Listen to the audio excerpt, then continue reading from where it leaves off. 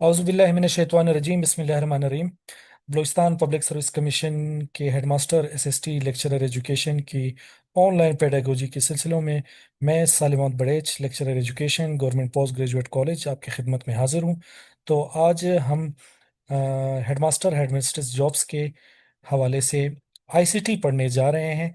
Information communication and technology का जो subject है वो पढ़ने जा रहे हैं, तो उसको हम स्टार्ट करते हैं।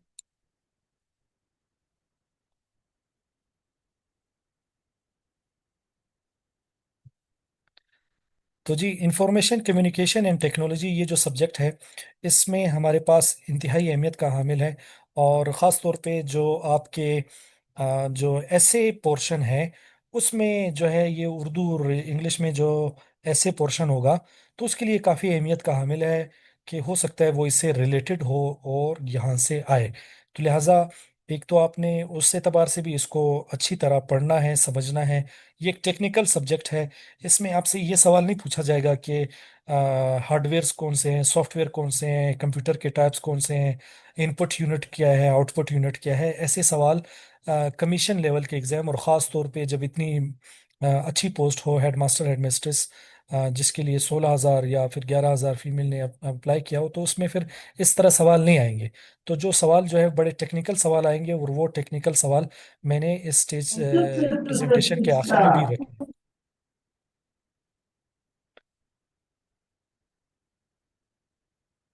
तो वो सवाल मैंने आखिर में भी रखे हैं, वो भी आपको जो है वो मिल जाएंगे। चलिए जी, स्टार्ट करते हैं सबसे पहले कि आईसीटी हमारे पास है क्या।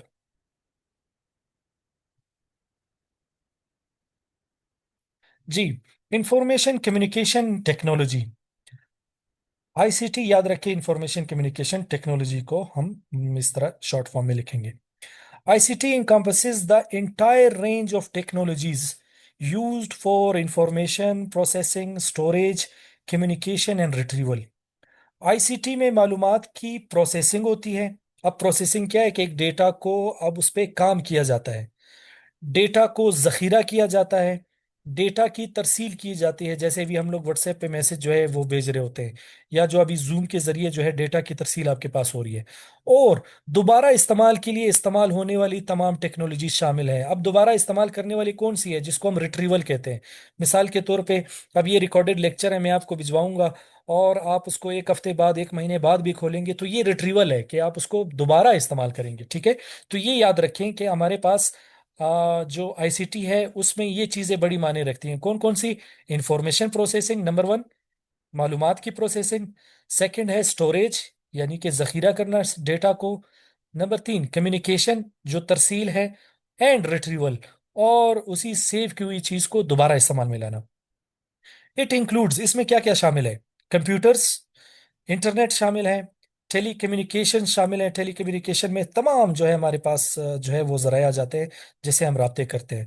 Software and various digital devices and applications, सारे हमारे पास इसमें आ जाते हैं। अब जो डिजिटल डिवाइसेस है वो सारे लैपटॉप हमारे पास, मोबाइल, ठीक है, टैबलेट्स, ये सारे, और एप्लीकेशंस हमारे पास सारे सॉफ्टवेयर आ जाते हैं, जैसे जूम है, व्हाट्सएप है।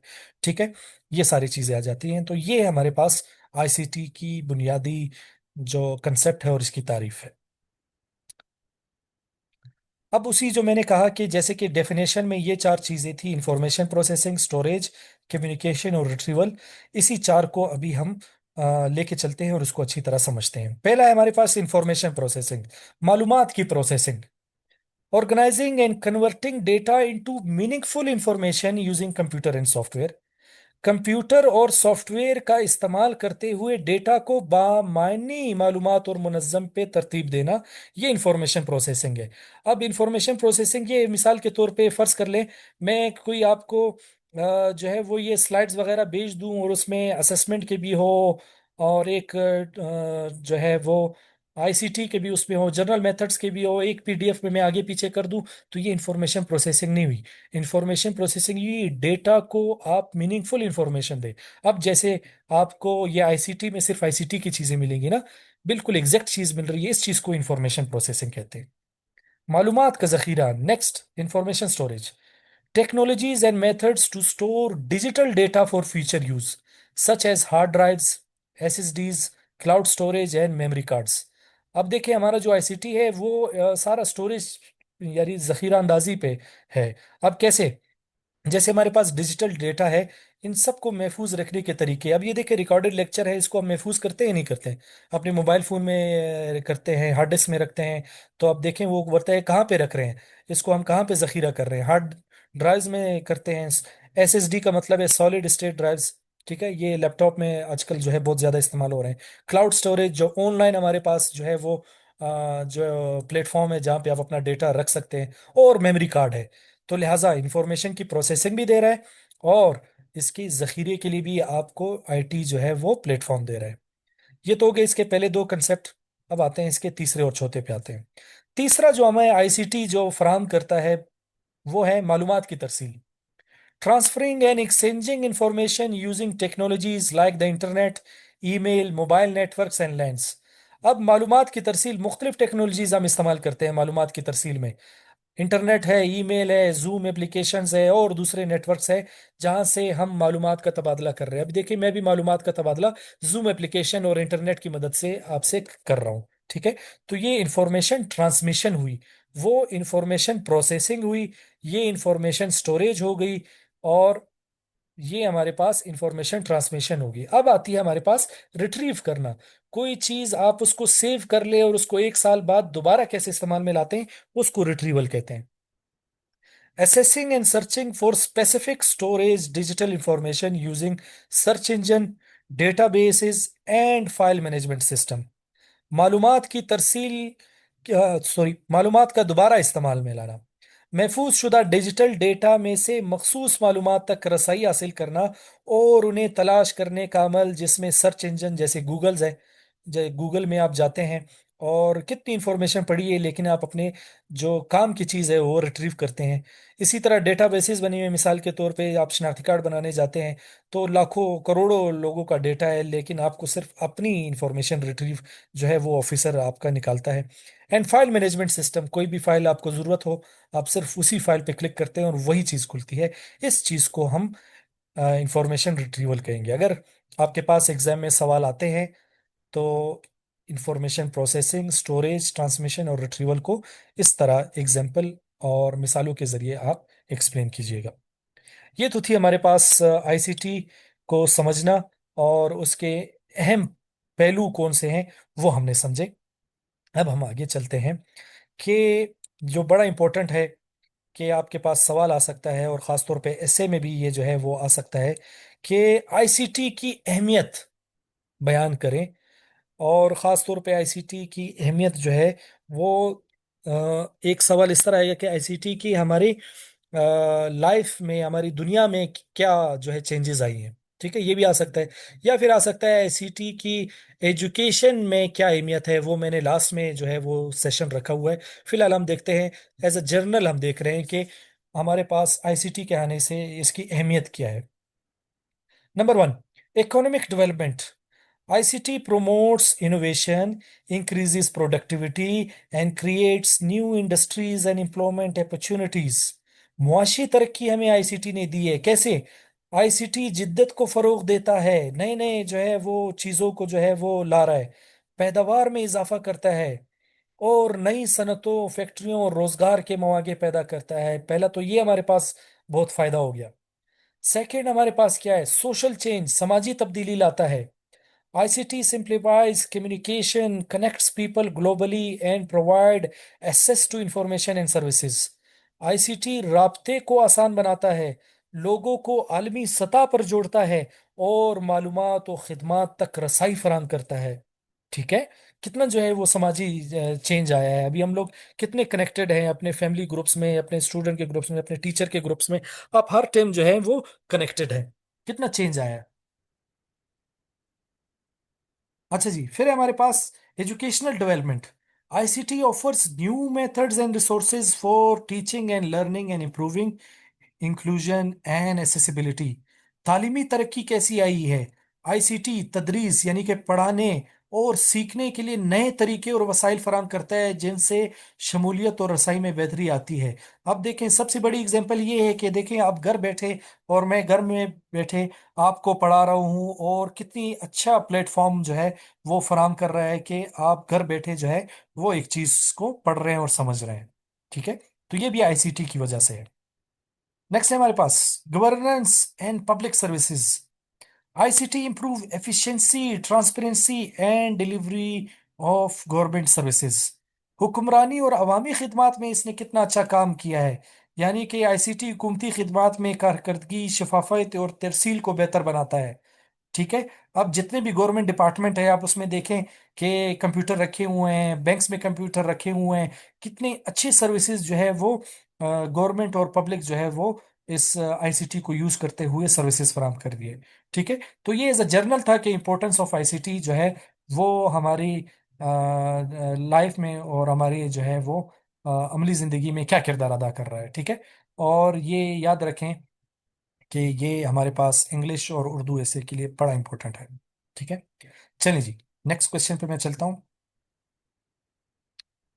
अच्छा जी, अब हमारे पास सवाल देखें, इसमें और इसमें फर्क देखें।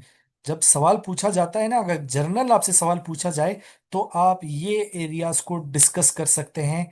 और मिसाल के तौर पे अगर यही सवाल 15 नंबर का आ जाता है तो इकोनॉमिक डेवलपमेंट में फिर मजीद आप 3-4 पॉइंट ऐड कर देंगे। सोशल चेंज है और उसमें बाकायदा तौर पे आप और 3-4 एग्जाम्पल ऐड कर देंगे। ठीक है। इसी तरह अब ये सवाल आ रहा है, benefits of ICT in education. ये जर्नल था जो हमने बताया, ये स्पेसिफिकली एजुकेशन के हवाले से है। ठीक है। आप चलते हैं, इसको पढ़ते हैं।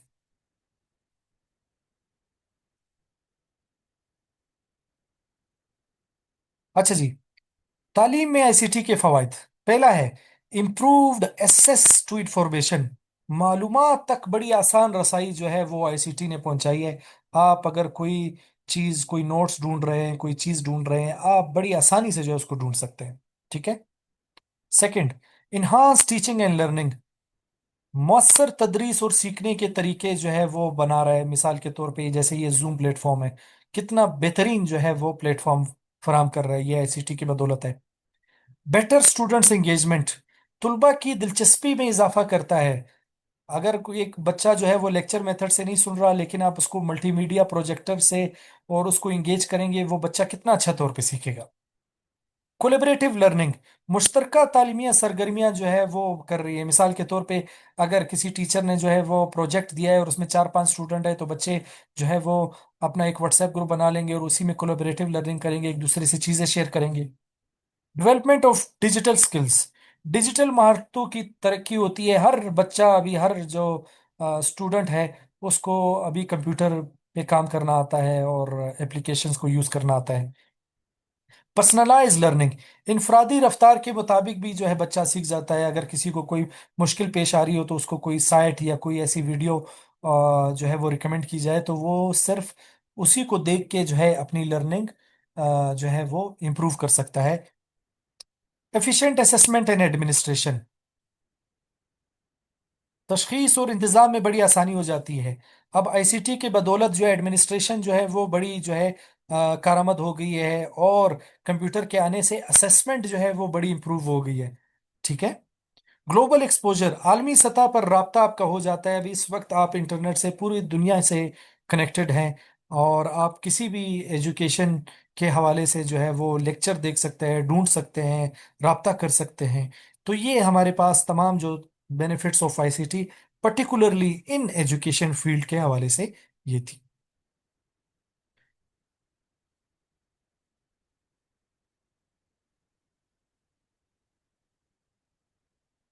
जी, आपका क्वेश्चन जो है वो लास्ट पॉइंट से बिल्कुल मुताबिकत रखता है, बिल्कुल जी आ सकता है। अच्छा जी, अब हम बढ़ रहे हैं, हमारे पास है impact of ICT on teachers. अब देखें, आहिस्ता आहिस्ता देखें हम बढ़ रहे हैं। सबसे पहले हमने डिस्कस किया था बेनिफिट्स, इंपॉर्टेंस ऑफ आईसीटी, जो जनरल क्वेश्चन था। इसके बाद benefits of ICT in education था, जिसमें स्टूडेंट को, पेरेंट्स को, टीचर्स को, गवर्नमेंट्स को एजुकेशन में हम सब ला रहे थे। अब हमारे पास एक सवाल का जो है वो दोबारा चेंज हो रहा है, जो उसका थीम है, impact of ICT on teachers. ठीक है। तो असातिज़ा पर आईसीटी के क्या असरात जो है आए हैं, ठीक है, ये भी देखते हैं। जी, पहला है हमारे पास इम्प्रूव्ड टीचिंग मेथड्स। तदरीसी तरीकों में बहुत बेहतरी आई है। आईसीटी के आने से टीचर्स का जो पढ़ाने और सिखाने का अमल है वो बहुत बेहतरीन हो गया है, इम्प्रूव हो गया है। अब वो और अच्छे तरीके से टीचिंग कर सकता है। बेटर क्लासरूम मैनेजमेंट, क्लासरूम को कंट्रोल करना, उसको चलाना और ज्यादा अच्छा आ गया है।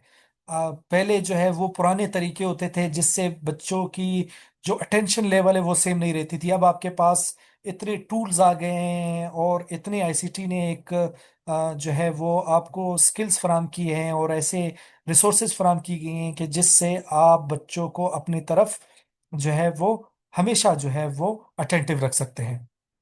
असेस टू वास्ट रिसोर्सेज, वसाइल तक वसी रसाई है। अब मैं जो हूँ मिसाल के तौर पे जूम प्लेटफॉर्म भी इस्तेमाल कर सकता हूँ, विंडो टीम्स भी इस्तेमाल कर सकता हूँ और भी ऐसे जो है वसाइल इस्तेमाल कर सकता हूँ पढ़ाने के लिए, अगर मैं क्लास में चाहूँ। और मुख्तलिफ टूल्स हैं जिसको हम इस्तेमाल कर सकते हैं। मल्टीमीडिया इस्तेमाल कर लें, लैपटॉप इस्तेमाल कर लें, एलईडी टीवी इस्तेमाल करें, कितने रिसोर्सेज आपको आईसीटी ने दिए हैं। इन्हांस प्रोफेशनल, पेशेवराना तरक्की के मौके देता है। आप प्रोफेशनल हो जाते हैं, आपको नई नई चीज आ जाती है। मोर एफिशिएंट असेसमेंट, तशखीस में और बेहतरी आ जाती है। अब इसमें अगर मैं मिसाल के तौर पे, अगर हमारे पास टाइम होता तो अभी मैं एक सवाल करता और आपके तमाम चैट बॉक्स में मैं जान लेता कि किस बच्चे को कहाँ तक समझ आया है, कहाँ तक नहीं है। एकदम जो है वो तमाम बच्चों की मैं असेसमेंट कर सकता। फैसिलिटेशन ऑफ कोलेबरेटिव वर्क, ताउन का यहाँ पे फरोग होता है। अभी देखिए सबसे बड़ा जो ताउन का फरोग मैं बता रहा हूँ ना, कि अगर मैं एक बच्चों को, टीचर जो है वो बच्चों को एक ग्रुप वर्क दे और बच्चे जो है वो ग्रुप में ही जो एक दूसरे की लर्निंग शेयरिंग करते हैं, कितना कोलेबरेटिव है, सारे एक दूसरे से मिलकर जो है वो काम करते हैं। इंक्रीज वर्कलोड एट टाइम्स, कभी कभार काम के बोझ में टीचर का इजाफा कर देता है। मिसाल के तौर पे एक टीचर ने वाटर साइकिल को सिर्फ 10 से 15 मिनट में लेक्चर मेथड से समझाना था और एक तस्वीर या खाका पेश करना था। अब वो लैपटॉप में आएगा, प्रेजेंटेशन बनाएगा, फिर मल्टीमीडिया में कनेक्ट करेगा, तो थोड़ा बोझ तो जो है वो आया है, लेकिन इतनी कुर्बानी तो बनती है बच्चों के लिए। जी, shift from teacher centred to student centred teaching, उस्ताद से सहूलतकार का किरदार जो है वो बड़ा अहम है। यानी कि पहले जो टीचर है वो एज अ अथॉरिटेटिव रोल था, कि उसका सिर्फ क्लास कंट्रोल करना जो है उसका मकसद था। लेकिन अब आईसीटी के हवाले से उस्ताद का रोल फैसिलिटेटर का रह गया है। अब वो क्लास को सिर्फ चला रहा होता है, उसको कंट्रोल नहीं कर रहा होता। ठीक है। तो हमारे पास ये है कि आईसीटी के असरात जो है वो उस्ताद पर जो है वो क्या थे, जो हमने डिस्कस किया, impact of ICT on teachers. Clear है, मैं आगे चलूं? तो लिहाजा अभी impact of ICT on teachers हमने पढ़ा। अब हम आते हैं impact of ICT on student. ये याद रखें कि impact of ICT on teacher ये सारे पॉजिटिव है। ये थोड़ा जो है वो स्टूडेंट का एक या आईसीटी का डिसएडवांटेज बना रहे हैं, लेकिन ये बड़ा माइनर है। इंक्रीज वर्कलोड एट टाइम्स के टीचर का जो है थोड़ा बोझ बड़ा है बस। ठीक है। और ये माइनर है। अच्छा जी, अब हम आते हैं impact of ICT on students. पहले हम तुलबा असातिज़ा पर आईसीटी के असरात का पढ़ रहे थे, अब हम आईसीटी के असरात तुलबा के हवाले से पढ़ रहे हैं। ठीक है, कि तुलबा पर इसके क्या असरात हुए हैं वो हम पढ़ रहे हैं। ठीक है। अच्छा जी, ये बात याद रखें कि अगर आपके पास कमीशन में एग्जाम आता है, ये एक सवाल आता है कि explain the impact of ICT on students, तो ये जो आपको पॉइंट मिले हैं, ये जो आपको कोई से 10 मिले हैं, अगर 15 नंबर का सवाल है तो आप इसमें से कोई से 5 या 6 को पिक कर सकते हैं और उसको डिटेल में लिख सकते हैं। एक तो वो स्टाइल है। दूसरा स्टाइल ये है कि आप इनमें से 10 या 12 को ले लें और उसको थोड़े थोड़े करके एक्सप्लेन कर लें। तो दोनों जो है वो सही है, दोनों एक्सेप्टेबल है, दोनों में मार्क्स मिल सकते हैं।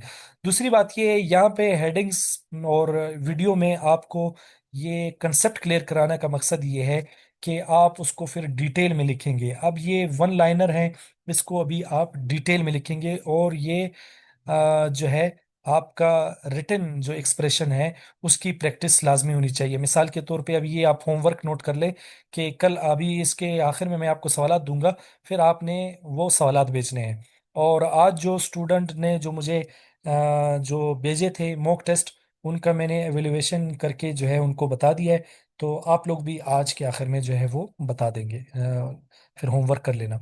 अच्छा जी, impact of ICT on student. सबसे पहला है इम्प्रूव लर्निंग एक्सपीरियंसेस। सीखने के अमल में बहुत बेहतरी आई है, नए नए टीचिंग मेथड्स आए हैं, मल्टीमीडिया के जरिए बच्चे सीख रहे हैं, कंप्यूटर के जरिए सीख रहे हैं, ठीक है, और कोलेबरेटिव ऑनलाइन लर्निंग के जरिए सीख रहे हैं, तो बड़ी बेहतरी आई है। एक्सेस टू इंफॉर्मेशन, बच्चों के लिए बड़ी जो है वो आसान हो गई है मालूमात तक रसाई करना, खास तौर पे जो गूगल, जो एक हम पे अगर इसका एग्जांपल ले लें, तो आप क्या से क्या जो है उसमें तलाश कर सकते हैं अपने काम की चीज के लिए। इन्हांस्ड इंगेजमेंट एंड मोटिवेशन, दिलचस्पी और तहरीक में इजाफा कर देता है। आपका जो अंदरूनी जो खुशी है उसमें आपका इजाफा कर देता है और आप उसमें दिलचस्पी लेना शुरू कर देते हैं। डेवलपमेंट ऑफ लीडर स्किल्स, जैसे हमने पिछले इस सेक्शन में पढ़ा था कि टीचर्स के जो है वो प्रोफेशनल डेवलपमेंट आ जाती है, इसी तरह बच्चों में भी डिजिटल महारतों में तरक्की आ जाती है। ये भी जो है वो इस्तेमाल करना सीख जाते हैं कि सर्च इंजन को कैसे इस्तेमाल करना है, कंप्यूटर को कैसे इस्तेमाल करना है। सेल्फ पेस्ड लर्निंग, अपने रफ्तार के मुताबिक बच्चा सीख सकता है। मिसाल के तौर पे अगर किसी बच्चे को कोई मुश्किलात का सामना हो, तो वो यूट्यूब में जाके उस लेक्चर को बार बार रिपीट करे, बार बार पढ़े, बार बार उसको रिवाइज करे। तो उस पे कोई जो है वो रोक टोक नहीं है कि आपने 10 मिनट में करना है, 1 घंटे में करना है। तो आईसीटी के हवाले से वो अपने रफ्तार के मुताबिक जो है वो सीख सकता है। इम्प्रूव्ड कम्युनिकेशन, राब्ते में बड़ी बेहतरी हो गई। अभी अगर मैंने आपको कोई टास्क देना है या टीचर ने कोई टास्क देना है, तो मुख्तलिफ व्हाट्सएप ग्रुप के जरिए विद इन अ मिनट पूरी क्लास को इंफॉर्मेशन आ जाती है। Better assessment and feedback, group work और ताउन, बेहतर तशखीस और फीडबैक जो है वो आपको मिल जाती है। आप बेहतर तशखीस कर सकते हैं और बाकायदा तौर पे आप फीडबैक भी दे सकते हैं। जो मुख्तलिफ प्लेटफॉर्म्स है उस पे आप बता सकते हैं कि कौन से बच्चों की क्या कमजोरियां हैं और किस बच्चों ने किस चीज़ पे ज़्यादा जो है वो तवज्जो देनी है। अच्छा जी, अब हम आते हैं इंक्रीज डिपेंडेंस ऑन टेक्नोलॉजी। अब ये देखें, आगे मैंने लिखा है नेगेटिव इम्पैक्ट। टेक्नोलॉजी पर हद से ज्यादा इन्हिसार आ गया है। अब बच्चा छोटे से छोटे काम के लिए भी अपना दिमाग इस्तेमाल नहीं करता, और वो स्टूडेंट जो है वो नेट को कंसल्ट करते हैं, आजकल एआई का ज़माना है उसको कंसल्ट करते हैं, छोटी से छोटी चीज़ के लिए जो है वो टेक्नोलॉजी पर इन्हिसार करते हैं। तो ये उसके कॉग्निटिव डोमेन, जो दिमागी सलाहियत है, उसके लिए अच्छा नहीं है, नंबर वन। दूसरा है डिजिटल डिवाइड, नेगेटिव इंपैक्ट जो मैंने लिखा है। डिजिटल डिवाइड हमारे पास ये है कि आजकल के दौर में डिजिटल की जो है सहूलियात के हवाले से अदम मसावात है। मिसाल के तौर पे कोई बच्चा है 5th क्लास का, एक स्कूल में उसको इंटरनेट की सहूलत मुयसर है, लैपटॉप्स या कंप्यूटर मल्टीमीडिया अवेलेबल है और वो बच्चा बड़ी महारत रखता है। लेकिन उसके साथ ही गली में कोई एक और स्कूल है और उसमें ना इंटरनेट है, ना बिजली है, ना कुछ है। तो ये डिजिटल डिवाइड बहुत ज्यादा हो गया है। कुछ बच्चे बहुत ही ज्यादा एक्सपर्ट हो गए हैं आईसीटी में, और कुछ बच्चों को कुछ भी सहूलियात मुयसर नहीं है और उनको जो आईसीटी के हवाले से कोई भी मालूमात नहीं है। तो ये स्टूडेंट पे वो फिर मनफी असरात जो है वो रखते हैं। तो ये तो था हमारे पास के impact of ICT on students. जी, एक स्टूडेंट का सवाल आया है कि सेल्फ प्लेस लर्निंग क्या होती है। मिसाल के तौर पे फर्ज कर लेते हैं कि टीचर, एक साइंस का टीचर है, उसने जो एक सब्जेक्ट पढ़ाया और स्कूल की टाइमिंग ख़त्म हो गई, वाटर साइकिल के बारे में पढ़ाया। अभी एक स्टूडेंट है, उसको समझ नहीं आया। अब वो जाएगा और आईसीटी की बदौलत वो नेट पे या यूट्यूब में कोई लेक्चर डाउनलोड करेगा, उसको बार बार सुनेगा। अब यहाँ पे कोई रोक टोक नहीं है कि 25 मिनट या 30 मिनट में आपने सीखना है। आप सीख लें, बार बार सीख लें, तो अपनी रफ्तार के मुताबिक आप सीख सकते हैं। इसको कहते हैं सेल्फ पेस्ड लर्निंग की अपॉर्चुनिटी आपको फराहम करेगा। या ये जो रिकॉर्डेड लेक्चर आपको मिल जाए, अब अगर किसी से कोई चीज़ मिस हो जाती है तो वो दोबारा घर में उसको दोबारा बार बार रिपीट करके सुन सकता है, देख सकता है। तो इसको कहते हैं सेल्फ पेस्ड लर्निंग। अच्छा जी, अब हम आते हैं कि ग्लोबल के studies and modern teaching methods जो हमारे पास आलमी केस या आलमी जो मंजरनामा है, उसमें कुछ ममालिक ने कैसी तरक्की हासिल की है, ये अभी हम इसको पढ़ते हैं और समझते हैं। तो वैसे तो बहुत सारे ममालिक ने आईसीटी में किरदार अदा किया है, तो हम बेस्ट बेस्ट ऑफ फोर जो है वो सिलेक्ट करते हैं, कोई से चार। अच्छा, तो यहाँ पे हमने कोशिश की है कि हम जो develop countries, under developed countries और डेवलप कंट्रीज और डेवलपिंग कंट्रीज, तमाम को हम उसमें से कोई जो है शामिल करें।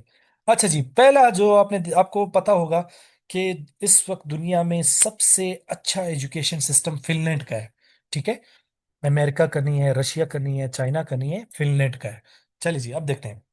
Famous for effective use of technology to support student-centered learning and collaborating with strong focus on teacher training. अब आलमी जो दुनिया में जो सबसे ज्यादा जो तरक्की की है टीचिंग मेथड्स के एतबार से और आईसीटी में, वो के हवाले से हमने फिनलैंड ली है। अब ये बता रहा है कि फिनलैंड ने क्या किया, असातिज़ा की तरबियत पर जोर देने और तुलबा पर मबनी सीखने और ताउन पर मबनी तालीम को सहारा देने के लिए टेक्नोलॉजी के मुअस्सर के लिए मशहूर है। यानी कि फिनलैंड जो है वो टीचर्स ट्रेनिंग पे बहुत ज्यादा पैसे इन्वेस्ट कर रहा है, और उनके क्लासरूम जो है वो कोऑपरेटिव लर्निंग या ताउन पर मबनी तालीम के लिए हैं। और टोटल फोकस उनका स्टूडेंट सेंटर टीचिंग मेथड है, यानी कि डेमोक्रेटिक टीचिंग मेथड्स है। ठीक है, तो इस वजह से जो है फिनलैंड का एजुकेशन सिस्टम बहुत ज्यादा ऊपर गया है ग्राफ उसका। अच्छा, फिर है Singapore. Heavy investment in stem educating, enhancing critical thinking and problem solving for an early age।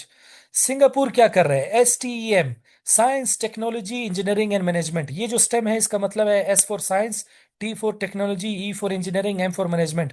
जो सिंगापुर है वो इन चार चीजों पे बहुत ज्यादा फोकस कर रहा है, science technology engineering and management. इसमें उसने बहुत ही ज्यादा सरमायाकारी की है, और बिल्कुल अर्ली एजेस में ही उसने ये जो है बच्चों को कम उम्र ही से ही तनकीदी सोच और मसले हल करने की सलाहियत के ट्रेनिंग दे रहा है, और उस पर इन्वेस्ट कर रहा है। इसकी वजह से सिंगापुर का जो एजुकेशन का ग्राफ है वो बहुत ऊपर जा रहा है। जी, फिर हमारे पास साउथ कोरिया, जनूबी Korea. Highly developed digital infrastructure, strong in online learning and digital content creation. जनूबी कोरिया का जो इंफ्रास्ट्रक्चर है, उनके जो एजुकेशन सिस्टम जो ऑनलाइन है ना, जैसे अभी हम पढ़ रहे हैं, वो ऑनलाइन लर्निंग में वो एक इंतहा को पहुंचे हुए हैं। उसकी ऑनलाइन लर्निंग के मुख्तलिफ जो है वो नए नए टूल्स वो बना रहे हैं, नई नई चीज़ें जो है वो ऑफर कर रहे हैं। तो इस वजह से जो है वो बहुत ज़्यादा तरक्की की जो है बुलंदियों को वो छू रहा है। ये है हमारे पास जनूबी कोरिया। अब आते हैं एक हमारे पास बहुत ही गरीब जो एक मुल्क की हम एग्जांपल लेते हैं। अब अगर एक कोई गरीब मुल्क है वो आईसीटी पे अगर किसी चीज को सीरियस ले और वो उस पे एजुकेशन को फोकियत दे, तो क्या से क्या नहीं हो सकता। इसीलिए अभी हमने एग्जांपल लिया रवांडा की। Uses technology to increase access to education in remote areas, for example the one laptop per child initiative। Rwanda वो मुल्क है जो दूर दराज इलाकों में भी तालीम की रसाई बढ़ाने के लिए टेक्नोलॉजी का इस्तेमाल कर रहा है। और रवांडा में इन लोगों ने एक जो है वो एक स्कीम बनाई है कि मुल्क में जितने बच्चे होंगे उतने लैपटॉप होंगे। कितना जबरदस्त आइडिया है। अगर किसी मुल्क में 4 करोड़ बच्चे हैं, तो उस कंट्री में 4 करोड़ लैपटॉप होने चाहिए, 4 करोड़ जो है वो कंप्यूटर होने चाहिए। कितना बेहतरीन आइडिया है, जिसकी वजह से रवांडा जो है वो एजुकेशन में बड़ा तरक्की कर रहा है। जाहिर है हर बच्चे को जब कंप्यूटर की सहूलत मैसर होगी तो उस पर काम करेगा, उसको जो है वो इंफॉर्मेशन की एक्सेस होगी, इंटरनेट की एक्सेस होगी।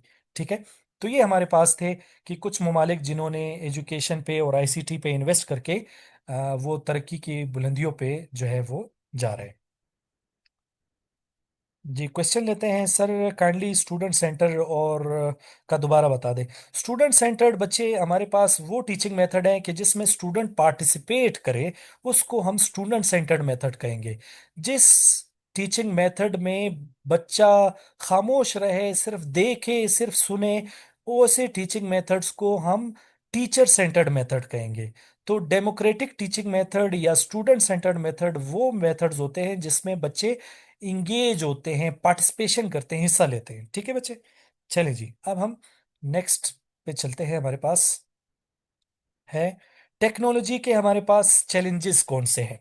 ठीक है, टेक्नोलॉजी के चैलेंजेस। डिजिटल डिवाइड बहुत ज़्यादा है, जैसे मैंने आपको कहा कि कुछ बच्चों को कंप्यूटर और वाईफाई की सहूलत मैसर है, कुछ बच्चों को बटन वाले मोबाइल की भी सहूलत मैसर नहीं है। टीचर्स ट्रेनिंग जो है वो ज़्यादातर असातिज़ा जो है, ख़ास तौर पे जो असातिज़ा जो कि बहुत पहले भर्ती हुए हैं, उनको जो है वो आईसीटी के हवाले से वो इतने एक्सपर्ट नहीं है, कंप्यूटर को नहीं जानते। तो इस हवाले से जो है वो अपनी क्लास में जो है आईसीटी को यूज़ नहीं करते, ये बड़ा चैलेंज है। डेटा प्राइवेसी बड़ा चैलेंज है। अगर मिसाल के तौर पे दुनिया पे इस पे बहुत ज़्यादा जो है काम हो रहा है, और दुनिया इस पे बहुत ज़्यादा सीरियस भी है कि आपका डेटा कोई किसी और के हाथ ना लगे और उसको वो अपने फ़ायदे के लिए इस्तेमाल ना कर सके। ये इस तरह है जैसे मिसाल के तौर पे आपका असाइनमेंट कोई चोरी करके कोई और यूज़ कर लेता है, इसी तरह ये डेटा है। फाइनेंशियल बैरियर बहुत ज़्यादा है, क्योंकि आपको आईसीटी के लिए बहुत ज़्यादा पैसा चाहिए, और इसके लिए हमारे पास जो है वो चैलेंजेस हमारे मुल्क और सूबे को भी दरपेश हैं कि ज़ाहिर है आईसीटी के हवाले से इतना बजट नहीं है। प्रोफेशनल टीचर्स की कमी है, वो टीचर्स पेशेवर असातिज़ा जिनको आईसीटी पे अबूर हासिल है, कंप्यूटर स्किल जानते हैं, वो बहुत कम है।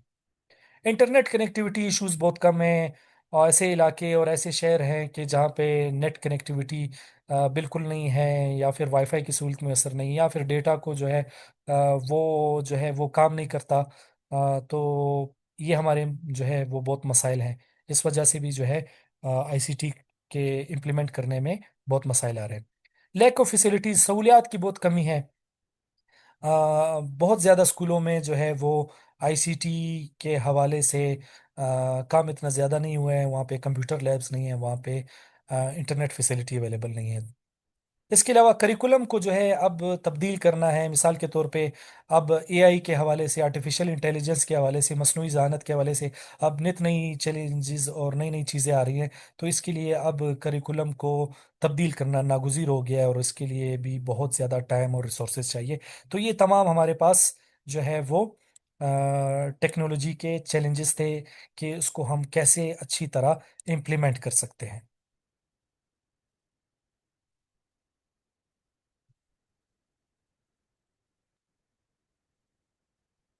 अच्छा जी, अब हमारे पास है कि disadvantages of ICT in student. ICT पर हमारे पास जो बच्चों हैं उस पे क्या नुकसानात हो रहे हैं। अभी अब तो हमने बहुत ज़्यादा फायदे डिस्कस कर लिए, अब हम डिस्कस करते हैं कि नुकसानात क्या हो रहे हैं। Distraction and lack of focus, तवज्जो की कमी और जहनी इंतशार हो जाती है। आपने देखा होगा कि खास तौर पे एक गेम मशहूर है, पबजी उसको कहते हैं, बहुत सारे बच्चे उसको घंटों घंटों खेलते हैं, और जो है वो जो है वो एंग्जाइटी का शिकार होते हैं, गुस्सा बहुत करते हैं, चिड़चिड़े हो जाते हैं। तो ये भी आईसीटी के हवाले से इंफॉर्मेशन कम्युनिकेशन टेक्नोलॉजी है ना, ये भी। Over dependence on technology, technology पे हद से ज्यादा इन्हिसार हो गया है। हर चीज, छोटी से छोटी चीज के लिए भी हम टेक्नोलॉजी पे फोकस करते हैं, खुद अपना दिमाग इस्तेमाल नहीं करते। ठीक है। हेल्थ प्रॉब्लम्स बहुत ज़्यादा आ गई हैं आईसीटी के हवाले से, बहुत देर तक लैपटॉप पे और मोबाइल यूज़ करते हैं, जिसपे हमारे पास सेहत के मसाइल जन्म ले रहे हैं।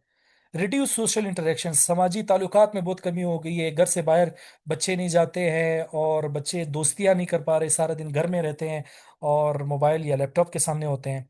साइबर बुलिंग बहुत ज़्यादा हो गई है, यानी कि ऑनलाइन प्लेटफॉर्म, चाहे वो फेसबुक हो, मुख्तलिफ गेम्स के प्लेटफॉर्म हो, या फिर और दूसरे प्लेटफॉर्म हो, तो एक दूसरे को गालियां देना और जो है गालम गलोच करना, ये बहुत ज़्यादा हो गई है। Access to inappropriate content, गैर इखलाकी मवाद तक बच्चों की रसाई हो सकती है, जो कि काफ़ी जो है वो आ, मतलब रिस्की चीज़ है। डिजिटल डिवाइड को तो हम 3 दफ़ा डिस्कस कर चुके हैं कि वो अदम मसवात, कि किसी एक को चीज़ मुयसर है, किसी को एक मुयसर नहीं है। जिसको नहीं मुयसर तो ज़ाहिर है उसको एहसासी महरूमी का जो है वो जो है आंसर पाया जाएगा। Privacy and security risk, privacy और सिक्योरिटी के खतरात, बिल्कुल उसमें आपने देखा होगा कि बाज़ औक़ात व्हाट्सएप में कुछ बच्चों के हाथ में मोबाइल लग जाता है, और वो ऑडियो मैसेजेस या फिर कोई ऐसी तस्वीर जो है उसमें आ जाती है। ठीक है। तो ये चीज़ें बड़ी ख़तरनाक हैं। डिक्रीज्ड फिजिकल एक्टिविटी, जिस्मानी सरगर्मी में बहुत ज़्यादा कमी आ गई है। अब क्या है कि हर कोई जो है वो मोबाइल को यूज़ कर रहा है, लैपटॉप को यूज़ कर रहे हैं, तो फिजिकल एक्टिविटी, बच्चे खेल कूद के लिए टाइम ही नहीं उनके पास। इसके अलावा पुअर टाइम मैनेजमेंट, वक्त का ज़िया है। ठीक है। और जो है बहुत ज़्यादा टाइम जो है वो फन एलिमेंट और इंटरटेनमेंट एलिमेंट पे ज़ाया हो जाता है। इसके अलावा तहरीरी और मुताले की मेरी में कमी, बच्चे जो है आजकल जो है वो मुताले के शौकीन नहीं है, बुक्स नहीं पढ़ते, रीडिंग्स नहीं करते, जिसकी वजह से ये सारे इसके नेगेटिव इम्पैक्ट हैं जो कि स्टूडेंट्स पे हैं। तो ये तो तक था हमारे पास आईसीटी, और यहाँ तक हमने आईसीटी को भी कवर कर लिया है। और इसके हवाले से अभी मैंने कुछ क्वेश्चंस जो हैं वो आपके लिए रखे हैं। ये 5 क्वेश्चंस हैं जो आज आप अटेम्प्ट करेंगे आईसीटी के हवाले से, और इन 5 में से कोई से 2 सवाल अटेम्प्ट करें और फिर आप मुझे पीडीएफ में भेज दें। मैं आपको एवेलुएट करके आपको बता दूंगा।